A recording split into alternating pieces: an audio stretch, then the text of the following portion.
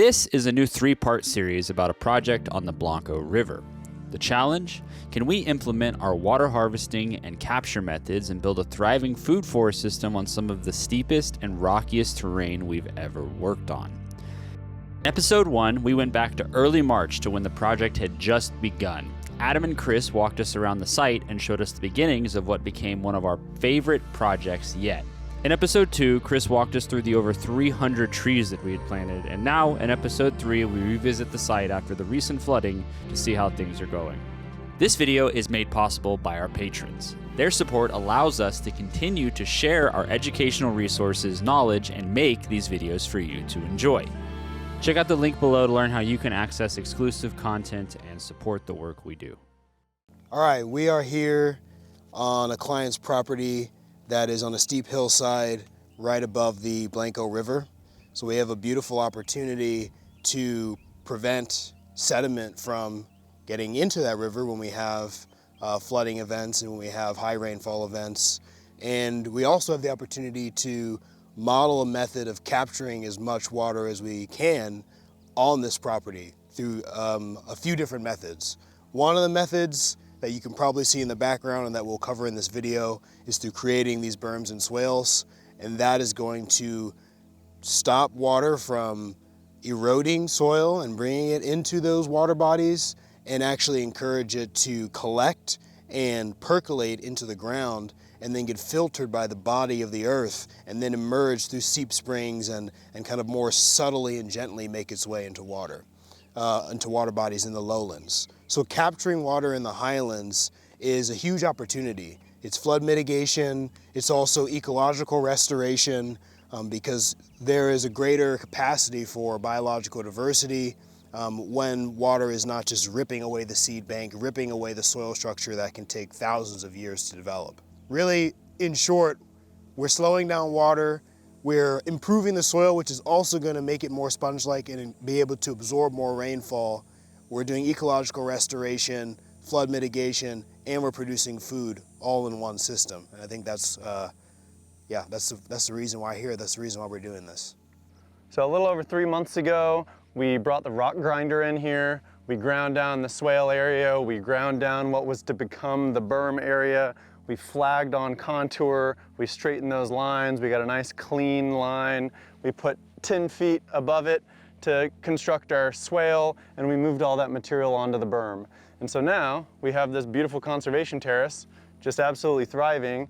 Every one of these plants was no larger than a 5-gallon pot. Most of them were 1 gallon, and all of the companion plants around the base of the plants were 4-inch pots, so you can really see how much growth has occurred just in about 3 months, and it's pretty impressive. We have all of our fruit trees in between native nitrogen fixers, and then every 50, 60 feet or so we have these native overstories like sycamores and pecans, so that over time this whole system is going to be a multi-layered food forest of natives as well as food-producing calorie crops. So these rock walls were already existing infrastructure on this hillside, so we just went ahead and integrated our agroforestry system just above those rock walls since they were already doing some water mitigation, shifting, turning it around the hillside. And then just above those we have our actual excavated earthworks. And so we've just, there's a rock wall that's been here for time immemorial, and then our berm, and then another rock wall, and then our berm. So we just stacked as many water harvesting structures and put our seedings and plantings just uphill from those so that they can sit wherever the water's sitting over time. All right, so here's a beautiful pecan tree that's looking good. Underneath it, and underneath all of the trees that we planted here are, I would say, 99% native plants, maybe 1% non-native but non-invasive plants that we have added into our understory.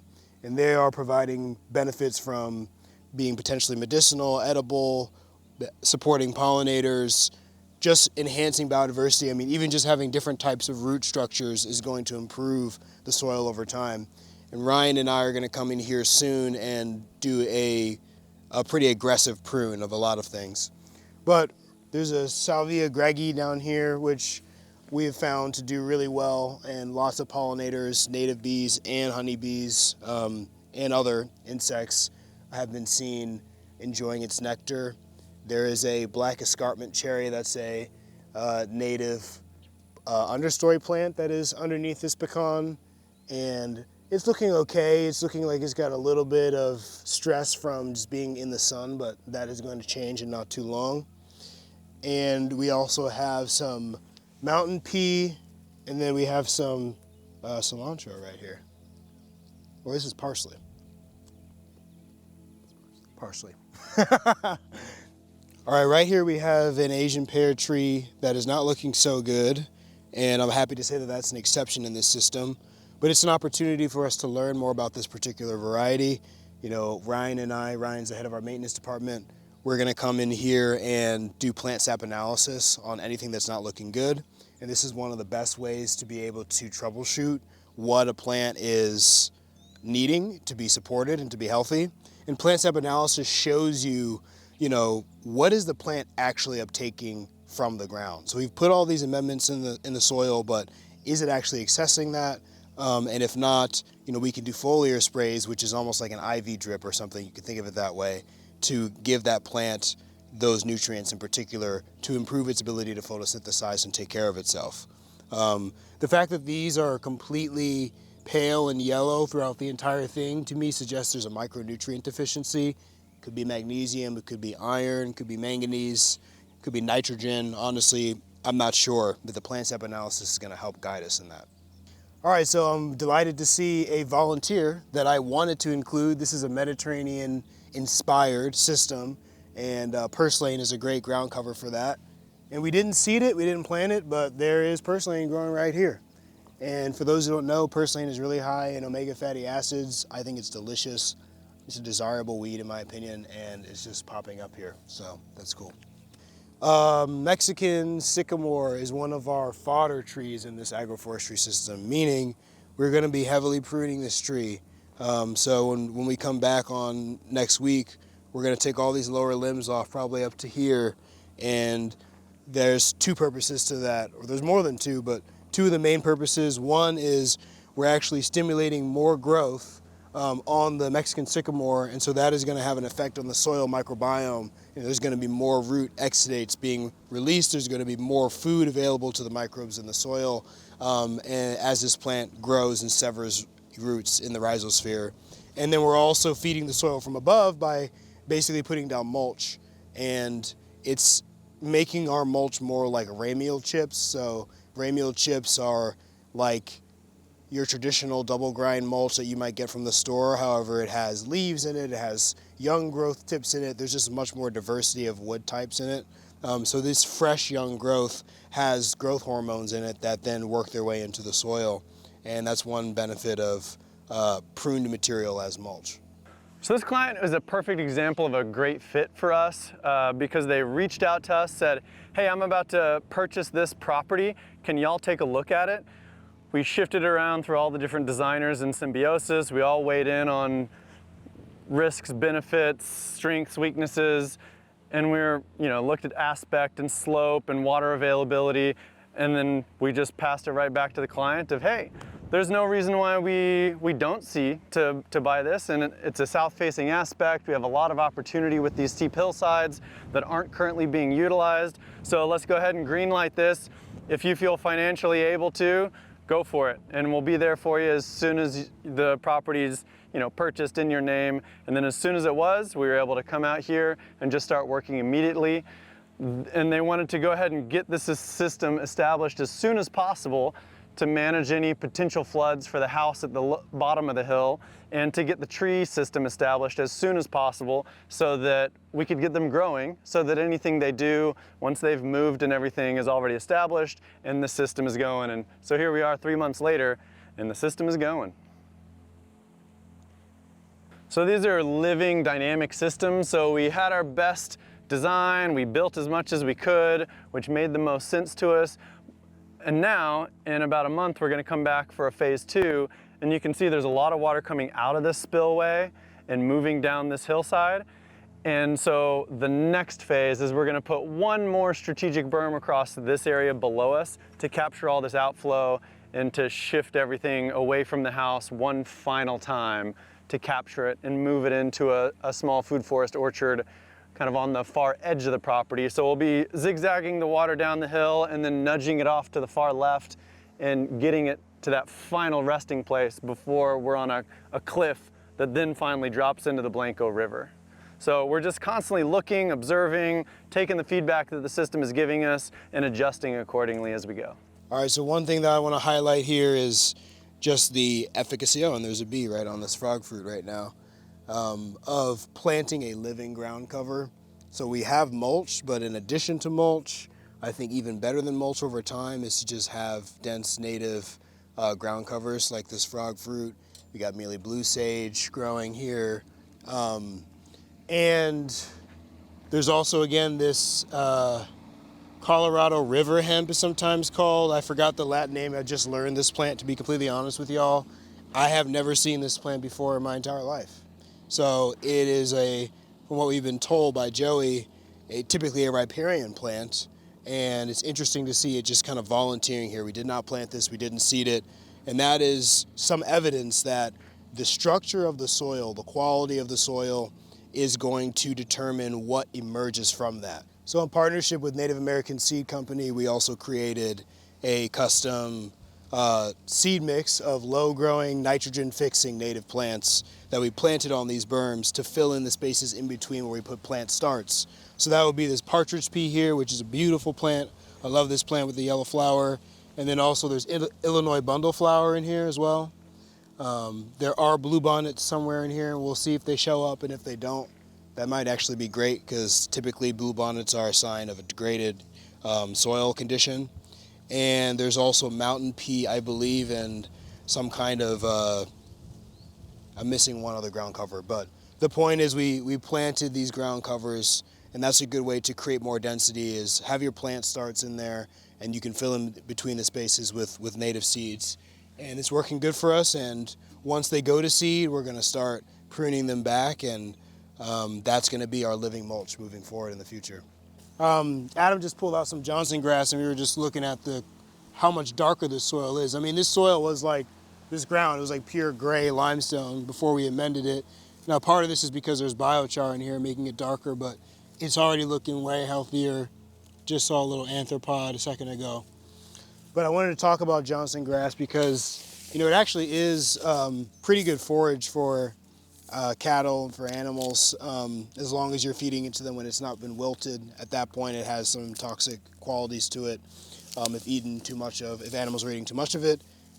It's also edible for humans, although from what I have heard, it is a pain in the ass to process, so I have not ever endeavored to do that. But there's also some cool companies that are specifically using the roots of Johnson grass to isolate or to extract enzymes that they are using in compost teas and in foliar sprays to encourage other plants in the system that you want to be as resilient as Johnson grass to form the same kind of relationships that Johnson grass is able to with minerals and with microbes that are present in the ecosystem. So it's something that I personally need to learn more about, but basically Johnson grass is so successful because it has this ability to kind of tap into the natural resources in the areas where it spreads. In this system, Johnson grass is biomass to us. So as much as we can, we're going to be not actually pulling it out by the root. In certain situations, we may do that just to control it from spreading too much. But ideally, we're going to be just cutting it off and cutting it and cutting it and cutting it and cutting it until we've exhausted its energy supply. And all this biomass is going to go back again to feeding the soil and creating new soil. And so whenever we can, leave the roots in the ground and allow those root structures to be fertilizing the soil for you, and don't just rip it out every single time you see it. Okay, so this is a perfect example of just observation over time. We designed it, we built it, we had the best intentions for everything to harvest as much water as possible, but we have water coming off the hillside, missing this highest berm up here, missing this berm, and kind of channelizing right through here. So we're just gonna come back in, reshuffle some of these existing rocks that are right here, and just connect a small little, 6-inch rock wall from that berm to here, so that all this that's currently creating erosion and flooding slightly further down the hill, we just nudge it right into this system that's already built. It's ready to take it. we sometimes just need to make little minor alterations to capture those little rivulets that are starting to cause problems early before. If we didn't take a look at this and notice it early, then this could blow itself out, cause bigger problems, then we have to bring in a machine later. So as soon as we build these, we want to be just actively, aggressively observing them to make any improvements that we need along the way. Okay, so this is a Monterey oak, and when we first planted it, the top was super floppy, so we had to go ahead and stake it out and secure it to 2 posts, but now you can see it's strong enough to hold up its own weight. And as soon as we can, we want to disconnect those from any external guy wires so that every time that the wind blows, you know, those roots are just going to continue to go down. The stress is creating strength. And so the sooner we can disconnect them from those guy wires, the better, because now this is going to continue to support itself instead of being nursed along by guy wires over time. And we see that a lot in city landscapes. Those trees typically are pretty weak because they never have to work. You know, that work builds resilience, and so now this guy is resilient enough to just keep doing what it does, and we're gonna disconnect him from his tethers and his little umbilical cord of safety and let him grow big and strong. All right, so we have this plum right here, and one of the companions is this native partridge pea. So that is a ground cover, but really it's for nitrogen fixation and for pollinator support and for just general beauty. I mean, it's a gorgeous plant. And it is planted intentionally right here with Greg's mistflower and basil, and there's Illinois bundleflower. So there's a lot of synergistic relationships going on underground with these diversity of plants growing by this plum. You know, as an added benefit, so many of these hillsides are just difficult to access. So you can see it's, you know, a lot of marbles and roller ball bearings that are slip hazards and ankle breakers. So when we have, there you go. Once we have these lovely level swales, now we have, you know, over 800 feet of just lovely walkable level paths that you can enjoy. You can access the rest of your property from. You can access the high points of your property instead of trying to shuffle around, and it might not be accessible for everybody. All right, so right here is Stimodia, one of Dylan and I's favorite ground covers. Just from a beauty standpoint, honestly, it's also a great pollinator plant. And right next to it is frog fruit, and we'll show some other stands of it. But, you know, it's part of our strategy, again, of trying to establish a native ground cover that is going to be perennial, that is going to continue to be here and to grow. So we're kind of planting underneath these trees in a grid-like fashion with these ground covers and then seeding in between it. And then also there's mulch. So all the ground is covered. All this mulch is breaking down into beautiful soil, and this is only a few months in, so these ground covers are going to continue to spread.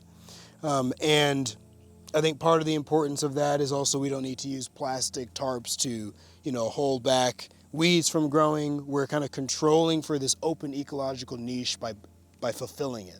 And if you don't, nature's going to choose something. And it's, you know, oftentimes Bermuda grass or something like that is in the area that spreads aggressively. If you don't want something to grow, you need to put something in its place. You need to be thinking about that. So Chris has mentioned the many benefits of a growing ground cover.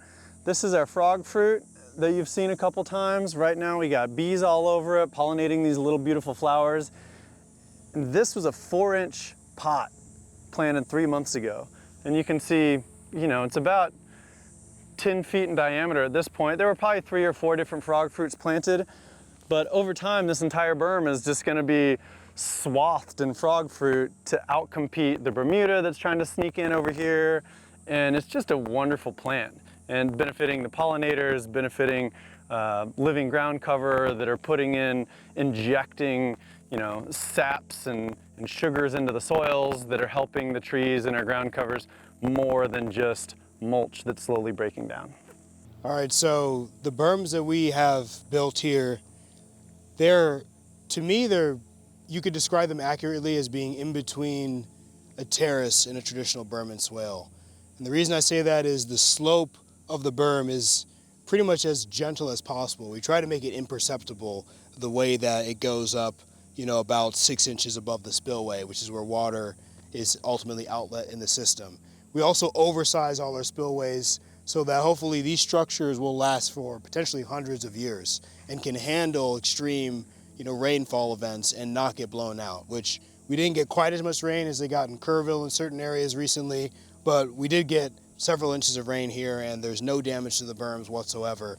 And so what we've done is this entire hillside is now all the water that would normally just be picking up momentum and speed and energy going down and picking up soil and dust and detritus and seeds and making its way to the Blanco. It stops right here. A lot of it stops here, and then it spills over to the side and then it gets captured by another berm. Then it spills over to another side and it gets captured by another berm. So we're slowing down water a lot, and more of that water is actually just traveling underground. So we're cleaning the water as well as preserving the topsoil. Anytime we do water harvesting, we're also doing soil conservation. I would add that over time, we're going to know exactly where all of our new soil is going to be. And in 100 years, we just bring a skid steer, scoop this area out, go use it wherever we need it, and we know that our soil is still on the property and it's not going into the Gulf of Mexico. So one of the challenges of this property is water access. The well's at the top of the hill, our well house is at the top of the hill. So to get water to these other berms, we punched a tight little path through this kind of inaccessible cedar thicket, put our main line of irrigation right through here, and then just took all that cedar and anything that we cleared out just right on top of it to just cover it. So we didn't trench it in, it's just sitting on the surface, covered in cedar, covered in juniper, and follows through this path. And it's a lovely little 1% grade from the top of that berm all the way to this top of the hill. So now it makes this entire wild forest space accessible. So one of the benefits of putting these tight little corridors through our hills and through our forests is we get to locate things like this. This is an escarpment cherry, rare plant in this area, but beautiful. And it's just another indicator of, oftentimes people say, hey, you planted the trees too close together. And you can say this cherry is growing right out of the bottom of this oak. And so they're just companioning and doing what they do and thriving. And we wouldn't have known it was here had we not needed to put this corridor of water access through here. So as I mentioned, one of the challenges was getting water access through this wild forest. So we needed to cut a corridor path. So we cut that at a 1% grade so that our irrigation is constantly draining and there's not just hot water sitting in it throughout the day. And as we built that corridor, we just went ahead and replanted through the area of sotol that we cleared out and sent to Desert Door to be turned into a liquor. We replanted it with all of our natives. So now we just have a native trees and plant guilds all up this corridor. So this is our sotol patch that we just took about an 8-foot swath out of just to give us access for our water and replanting a few natives. But the sotol, it grows incredibly well in steep, hot, dry landscapes. You can see just how much biomass it puts on. So it's an incredible biomass accumulator, but also when we had to harvest it out of here, we sent it to Desert Door. We just macheted off the tops. We dug out the bottoms, so we had a nice big pineapple. We took a truckload to them. They put it in their giant pressure cooker, send it to their fermenter, and then distill it down to make a spirit out of it. And it's a lovely spirit. If you drink alcohol, it's similar to the flavor of tequila, but you don't get all the angry shenanigans that come along with the tequila. Yeah, in this particular context, this entire hillside is covered in sotol, which is a beautiful sight to see. And I just wanted to acknowledge the importance of, having a bioregional diet, which is eating foods as much as you can, as much as you feel called to, that are actually produced in not just your state or the country you live in, but in the ecosystem that you're a part of. Right, so sotol is an example of, if you do drink and you like alcohol, you can have alcohol that is produced from plants that are not being fertilized or irrigated, right in your ecological context. A lot of it's coming from West Texas, so it's technically a different ecoregion, but it's very close by, closer than Mexico, where most of us are getting, tequila from. So I think there's just like an opportunity there for people to reconnect with how nature directly sustains us, whether it's from seasoning or for alcohol, which is more of like, additional, you don't have to have that, but also for meat, for vegetables, for the things that we need to actually survive. And that also ties us back into water too, which can't do anything without water. can't grow things without water, you can't live without water. So stewarding and taking care of water, I think, is just being a good citizen of the earth. And you know, these plants are an opportunity, they're a window, they are an invitation to reconnect with everything that is making your life possible, really. Okay, so here are persimmons. When they're ready, they're this beautiful black color. They're so good. They're amazing. They got big seeds in them, so you just spit the seeds out. But these are all native, and you know, wherever you got them, just keep them. All right, so we have our spineless prickly pear. Prickly pear is, I keep saying this, I'm gonna just keep saying it, one of my favorite plants. I feel like it's like planting water. It really is. I mean, you can use it for fire-wise design near houses, in fire breaks. It is like a giant wall of moisture, and it can help to mitigate fire risk. The entire plant is edible. I recently learned the roots are edible too, and I look forward to trying that one day when it's appropriate. But the fruit's tasty, the pads are good. It's a great companion plant. It provides a little bit of shade. It's an evergreen privacy plant as well, potentially. And it's having them in these ecosystems to me is like having like living water reservoirs that are growing above ground. They regenerate really easily. You can chop and drop them as well if you burn off the growth tips on them, and they slowly release potassium into the ground. Just all around a fantastic plant, and I try to include them in every single food forest that we install.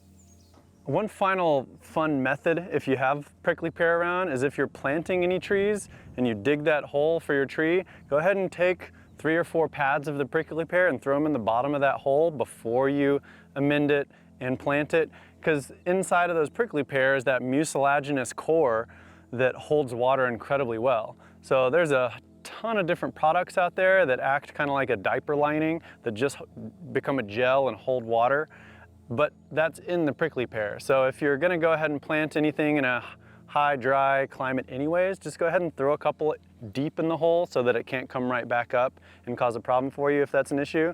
But it holds water, so just use it accordingly. Whenever you're ready. So here's our pomegranate. It can take a long time for these to develop, sometimes up to 5 years or so. And so the fact that these are already producing healthy, large fruits without any insect or pest damage on the tree, we got 2 more over there, just gives us a great indicator that whatever series of events and synergies we've stacked on top of each other to create the system is working well for us. So this is at the lower end of the property, below all of our berm systems, and this has been dry as long as the clients owned this place, for about a year. And so you can see, we have some drips, some maidenhair ferns. You can tell that this is a kind of a karst landscape that tends to seep. So our whole goal is just to let these seep longer into the summer and hold more water, move more water, so it's a slow release into the Blanco River over time.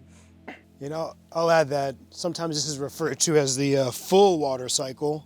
And the full water cycle is, actually hygroscopic microbes that are living inside of trees getting evapotranspirated into the air, and then matter coalesces around that and creates clouds, and that creates rain, and it gets drawn inland, and then it rains down into the ground and percolates, and then it gets cleaned by the Earth's body, and it actually travels in a subterranean fashion, and then it pops up in these like seep spring type features, and then makes its way into water bodies, instead of what we have now oftentimes, which is just like almost 100% runoff from developments and from human infrastructure, and it's not going through the full traditional process and seeping up out of the ground and into the water bodies. So the more that we can do this in the uplands, the more that the lowlands are actually going to benefit and hopefully have more water. So sometimes people think we're stealing water from the lowlands when really we're cleaning it before it gets there. So a few inspiring pieces of this particular property is it really serves as a microcosm of top of the watershed down to the river basin. And we're able to see what exactly our impact is doing on the lower seep springs, on the weeping cliffs, on the wet spots that are down low. And the beauty of these systems is it's not just a system that Symbiosis in Central Texas can install. The thing that inspires me is thinking about how many tens of thousands of excavators are sitting idle in someone's backyard across the country.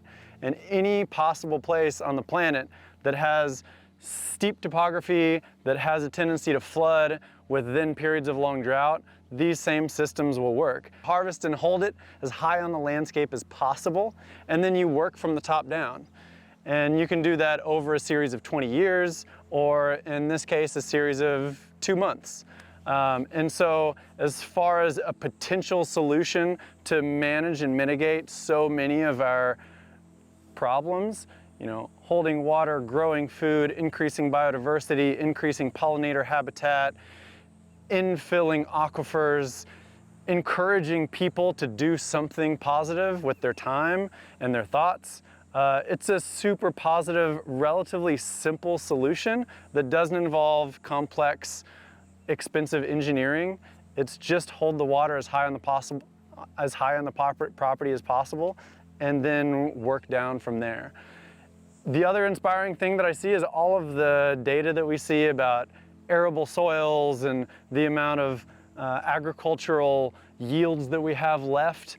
All of that data is looking at current arable soils, which is all valley bottom, plains, low rolling hills, all currently arable soils. These hillsides, these hilltops are not in that data. These agroforestry systems holding and managing, mitigating water as high on the watershed as possible aren't currently accounted for. So that's just free food, free water, free soil that we can throw into those climate models, into those food models, into those long-term population models. That's all really good news.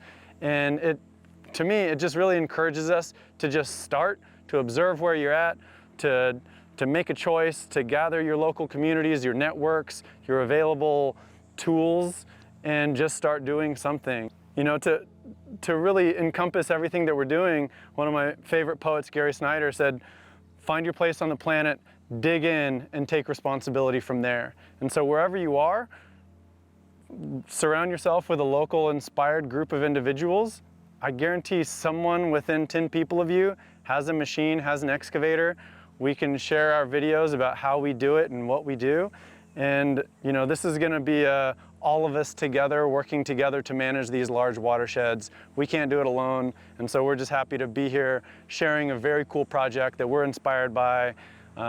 Great results so far, and just want to share what's possible in a relatively short amount of time.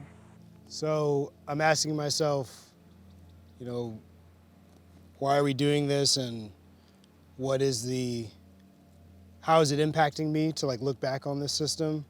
And I got into this whole field because I was spending a lot of time thinking about existential risks. I have a philosophy background, and I have a tendency to overthink.